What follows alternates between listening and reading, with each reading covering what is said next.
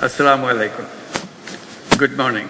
Thank you for inviting me to share my thoughts at this forum on the timely theme of Asia in the changing world towards a shared future. This forum takes place at a critical juncture. Global governance under multilateralism is being questioned. Geopolitical tensions are rising. Climate change is escalating. Debt burdens are unsustainable. Humanitarian crises are growing. Political will for development cooperation is weakening. The world is facing an alarming shortfall in collective action. In the past, I attended this forum to share insights on microcredit. Today, I stand before you in a different capacity, representing a Bangladesh that underwent a historical transformation in July-August last year. The world witnessed a people united against oppression and corruption. Our youth and citizens demonstrated exceptional resolve and strength to redefine the future of Bangladesh. To restore public trust, we have initiated critical reforms. Independent commissions have been launched to reform the electoral system, judiciary, civil administration, law enforcement. These reforms, when implemented, will bring about fundamental transformation for our nation. Excellencies, as we build a new Bangladesh, we face multiple challenges which are shared by other Asian countries. In particular, global financial market instability, political uncertainties, diplomatic tensions, and trade disruptions create volatility. Rising interest rates and debt servicing costs are deepening Asia's debt crisis. Despite global commitments to the 2030 agenda, progress is slow. Only 24% of SDG targets have been met. Developing Asian countries face an SDG financial gap of 2.5% to $4 trillion annually. Beyond SDG financing, Asia also needs large-scale investments in infrastructure and economic diversification through responsible financing. Food security is under increasing pressure. Rising prices of essential commodities are straining household budgets, especially for low-income families. Climate change and natural disasters are exacerbating this crisis. The strengthening food supply chain is essential. Energy security is critical, especially for net importing developing countries. Energy supply disruptions drive inflation, economic instability, and debt distress. We must find sustainable energy solutions and scale up investments in renewables. Investing in health and education is critical and crucial for human capital development. A well-educated, skilled workforce drives economic growth and innovation. Countries that invest in universal healthcare see better economic productivity. Digital education, vocational training must be expanded to equip our youth for the jobs of the future. Distinguished audience, our civilization is at risk as we continue to embrace self-destructive economic values. The dominant economic model thrives on limitless consumption. It justifies over-extraction of resources and environmental degradation in the name of growth. We must shift towards sustainable economic models that prioritize people and the planet over the profit. The climate crisis poses an existential threat to humanity. In Asia-Pacific region, climate disaster-related economic losses are already enormous, which is equivalent to $65 billion. Climate-vulnerable countries like Bangladesh are forced to divert resources towards disaster response, limiting investments in productive sectors. We need new, additional, accessible, non-ODA, non-debt-creating, grant-based climate finance with an equitable distribution between adaptation and mitigation. Universal access to life-saving medicines and technologies must be guaranteed. The COVID-19 pandemic was a wake-up call, highlighting deep inequalities in global health system Asia should take a united stand in ongoing negotiation of the pandemic treaty. Rapid strides in the data-driven technology, robotics, quantum computing, artificial intelligence are shaping the world. Lower capacity and resource mobilization in Asia compared to advanced economies could further widen digital divide.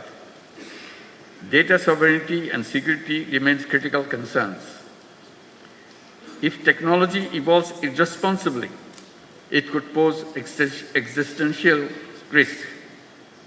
Asia must close the digital divide and build regional capacity in technology, innovation, and incubation.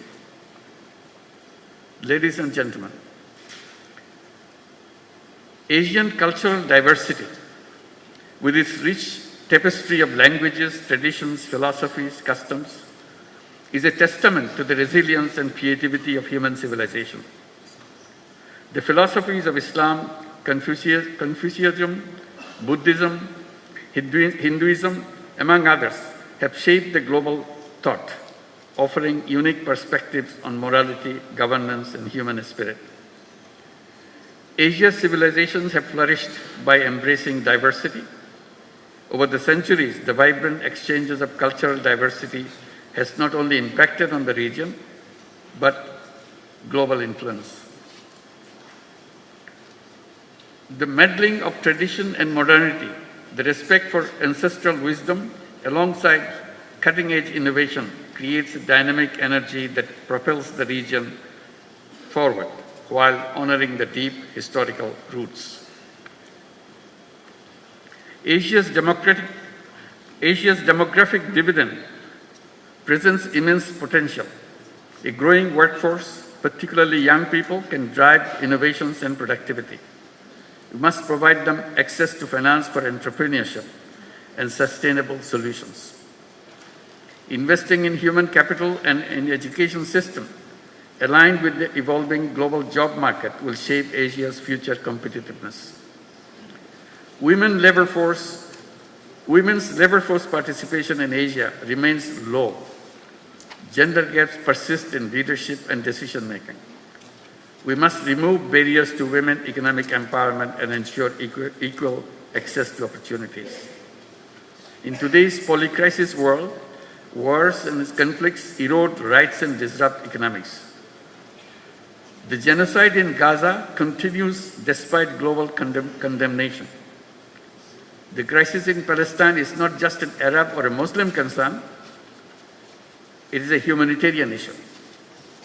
The continued tension in Ukraine is heavily tolling on our global supply chain. The protracted crisis in Myanmar threatens regional stability. For more than 7 years, Bangladesh has been hosting over 1.2 million forcibly displaced Rohingyas who are Myanmar nationals. We continue to bear significant social, economic, and environmental costs. The UN Secretary General recently visited the camps in solidarity. While global efforts are drastically shrinking but continuing, Asian leaders must come together to ensure their safe and dignified repatriation to their home country, Myanmar. Distinguished audience, in this changing world, the destinies of Asian countries are intertwined. We must chart a clear roadmap for a shared future and a shared prosperity. First, financial cooperation. Asia must create a sustainable financial mechanism. Regional MDBs and similar institutions should lead this effort. We need reliable funds that address our challenges and meet our growing demands. Second, trade cooperation. Asia remains one of the least integrated regions. This weak integration stifles investment and trade. We must work to boost trade cooperation immediately. Third, food and agricultural cooperation. We must promote resource-efficient farming. Domestic production must be enhanced for food security. We need to reduce imports reliance and achieve self-sufficiency. Expanding tech-based sustainable agricultural solutions and innovations in regenerative and climate-smart farming is key. Finally, mobilizing intellectual resources and youth power must be at the center of our collective actions. We must lay the foundation for a new civilization, a self-preserving and self-reinforcing society. We must create a world of 3 zeros: zero net carbon emission, zero wealth concentration, and zero unemployment. Our economy should focus on social business, which is increasingly regarded as to chart the future of business, where innovation, purpose, and responsibility converge. Boao Forum and other similar initiatives in Asia should enhance collaboration of youth and entrepreneurs, and particularly youth entrepreneurs, to make Asia a better place for our generations to come. As I mentioned, always, every young person should grow up as a 3-0 person with zero net carbon emissions, zero wealth concentration, and zero unemployment through entrepreneurship and social business. This is the shared future we in Asia must create together. Thank you very much for your attention.